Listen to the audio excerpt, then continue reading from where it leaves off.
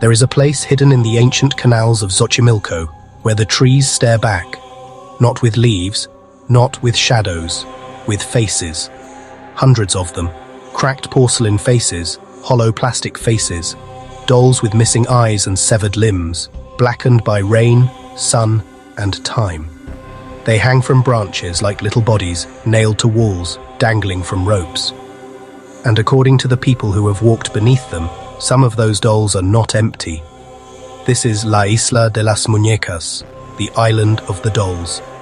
Deep in the canals south of Mexico City, in the floating gardens of Xochimilco, there is a small island that was never meant to become famous.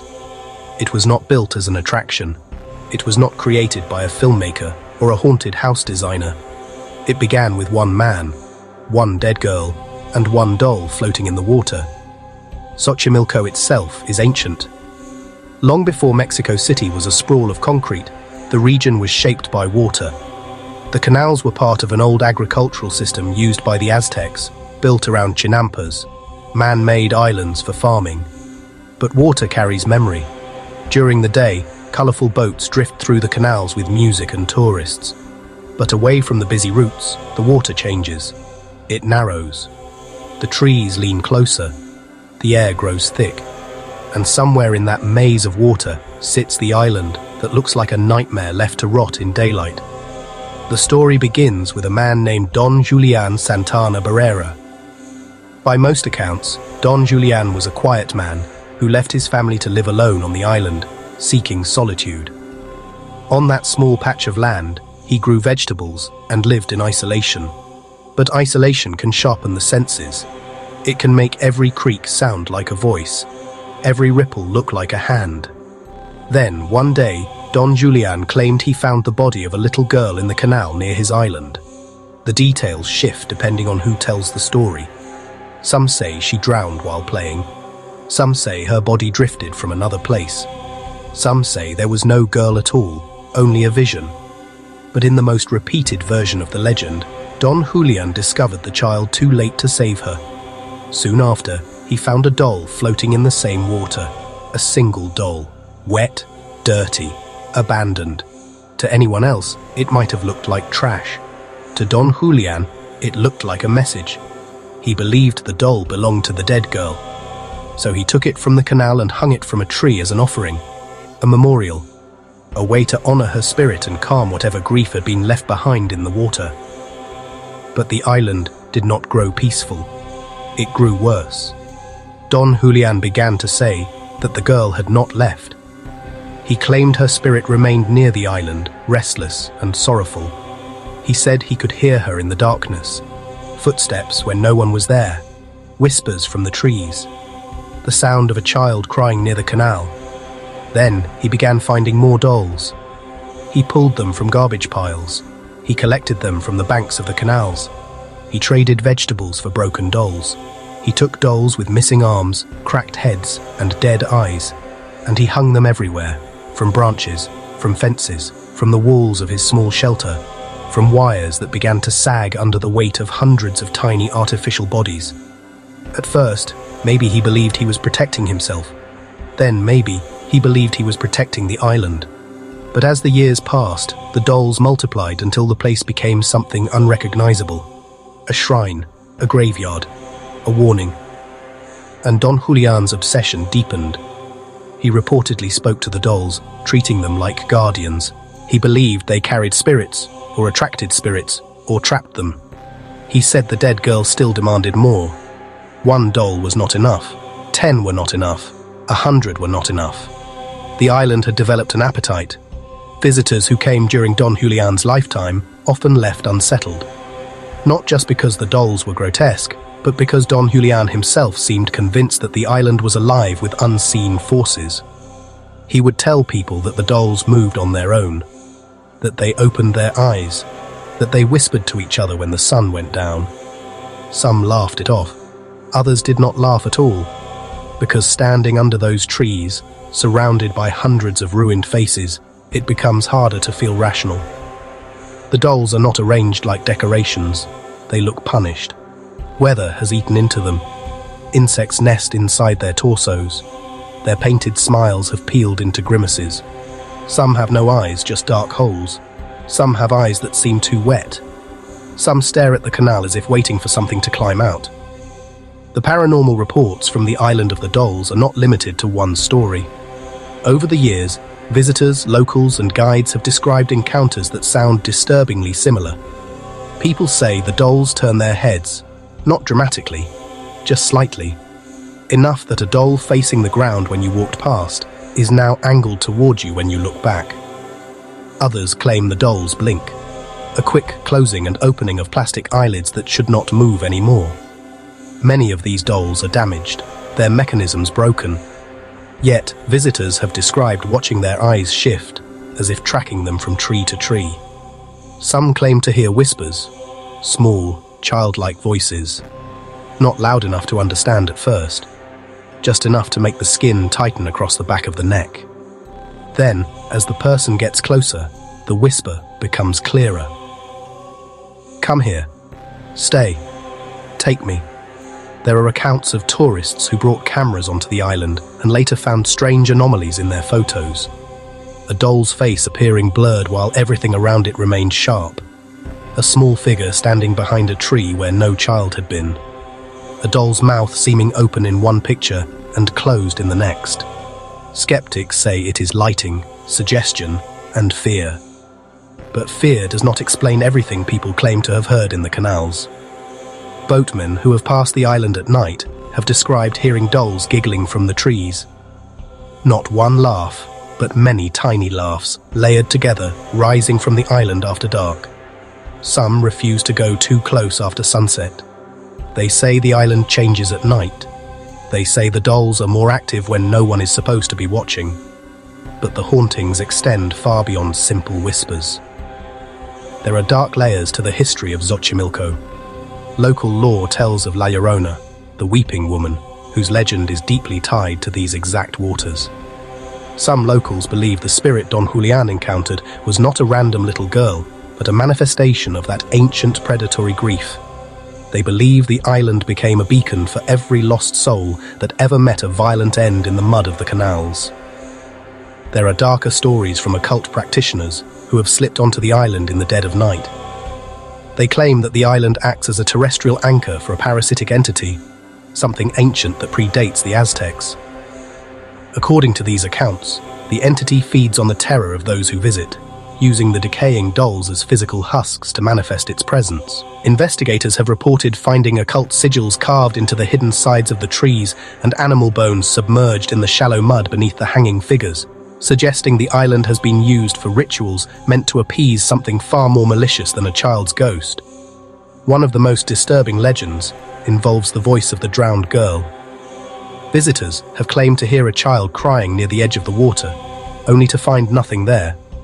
Others report seeing ripples in the canal, as if someone had just slipped beneath the surface. A few have described the sensation of being watched from below, as though something under the water was looking up at them. That is what makes this place different from an ordinary haunted location. The terror is not just in the dolls, it is in the water. The story began with a drowning. The island is surrounded by canals. You are never far from the place where the girl was said to have died. And Don Julián's own death only made the legend darker. In 2001, after decades of living among the dolls, Don Julián died. According to the most haunting version of the story, he was found face down in the canal, floating in the exact same area where he claimed the little girl had drowned years earlier. Whether he suffered a medical emergency and fell into the water, or whether something more sinister happened, depends on who is telling the tale. But for believers, the symbolism was impossible to ignore.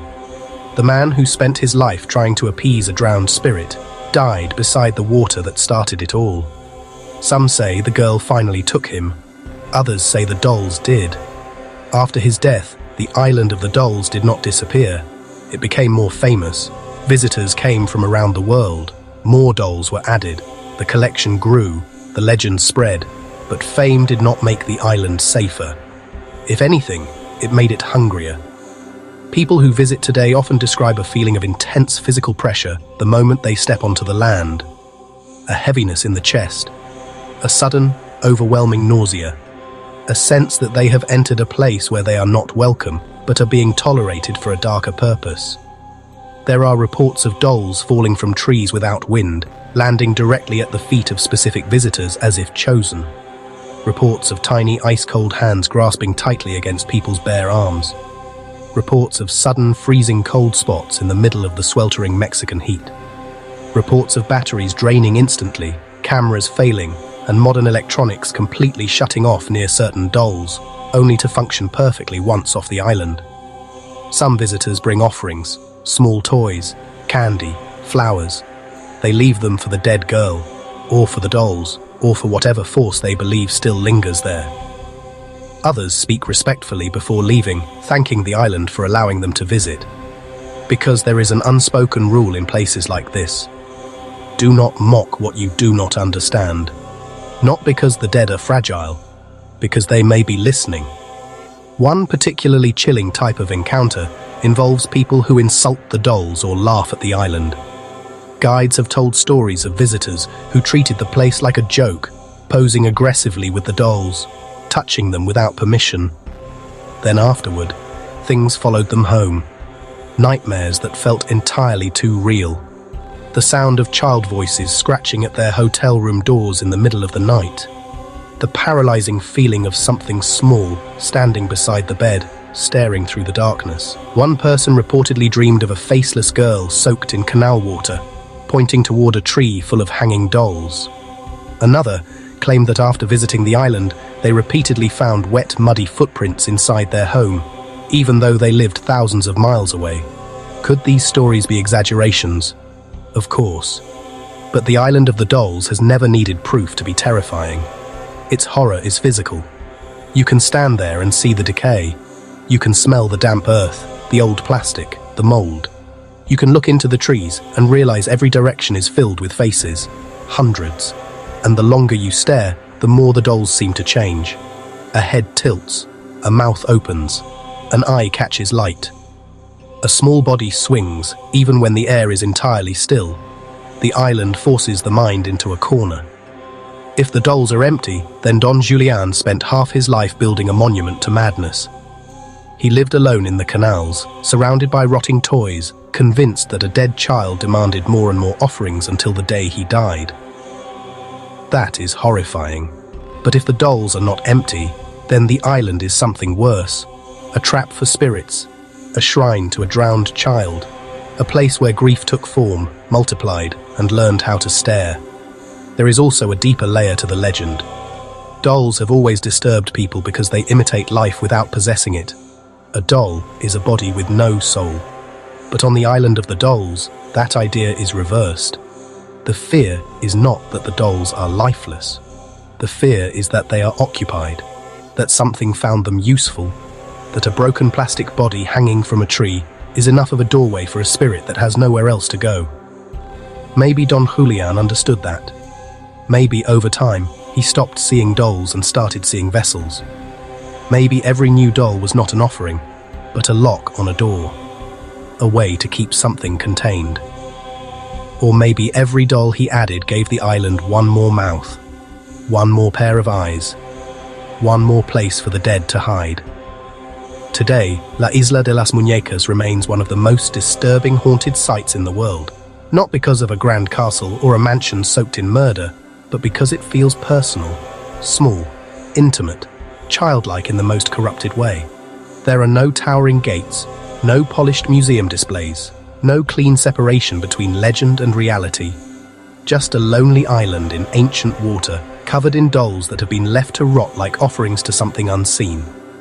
And somewhere beneath all of it is the story of a little girl who drowned, a man who could not forget her, and a collection of dead-eyed figures that may have begun as protection, but became something far more sinister. If you visit the island of the dolls, you might tell yourself they are only toys. You might tell yourself the eyes are only plastic, the whispers are only wind, the crying near the canal is only water. And maybe you will be right. But as your boat pulls away and the island begins to shrink behind you, there is one thing almost every visitor feels compelled to do.